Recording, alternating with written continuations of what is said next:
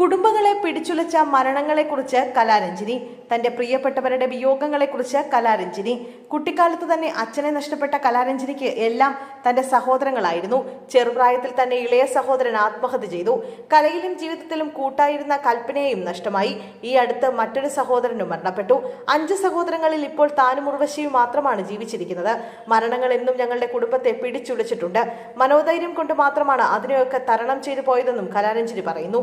ഞാൻ നായികയായി തുടങ്ങിയ സമയത്ത് അച്ഛന് അറ്റാക്ക് വന്ന് മരിക്കുന്നത്. രാവിലെ എല്ലാവരോടും സംസാരിച്ചിരുന്ന അച്ഛൻ വൈകുന്നേരമായപ്പോഴേക്കും പെട്ടെന്ന് മരണപ്പെടുന്നു.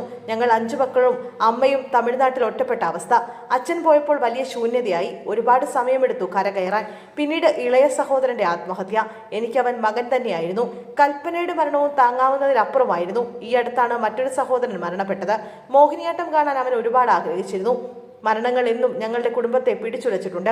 മനോധൈര്യം കൊണ്ട് മാത്രമാണ് അതിനെയൊക്കെ തരണം ചെയ്തു പോയതെന്നും കലാരഞ്ജിനി പറയുന്നു. കൂടപ്പറപ്പുകളെ ഞാൻ പേര് വിളിക്കാറില്ല, മക്കളെ എന്നെ വിളിക്കൂ. അവർ കഴിഞ്ഞിട്ടേ മക്കൾ പോലുമുള്ളൂ. ഞങ്ങൾ 5 മക്കളാണ്. ഞാനാണ് മൂത്തത്. അതിൽ ഞാനും പൊടിമോളും മാത്രമേ ജീവിച്ചിരിപ്പുള്ളൂ. അത്തരം നഷ്ടങ്ങൾ തന്നെയാണ്, നികത്താൻ സാധിക്കില്ല. ആദ്യ സിനിമയിൽ ക്യാമറ എന്താണെന്ന് പോലും അറിയാതെ നിൽക്കുന്ന എന്നെ കൽപ്പനയാണ് പ്രോത്സാഹിപ്പിച്ചത്. പെട്ടെന്നാണ് അവളെ നഷ്ടമായത്. ഇളയ സഹോദരന്റെ ഓർമ്മയ്ക്കായാണ് മകനെ പ്രിൻസ് എന്ന് പേരിട്ടതും എന്ന് അവർ കൂട്ടിച്ചേർത്തു.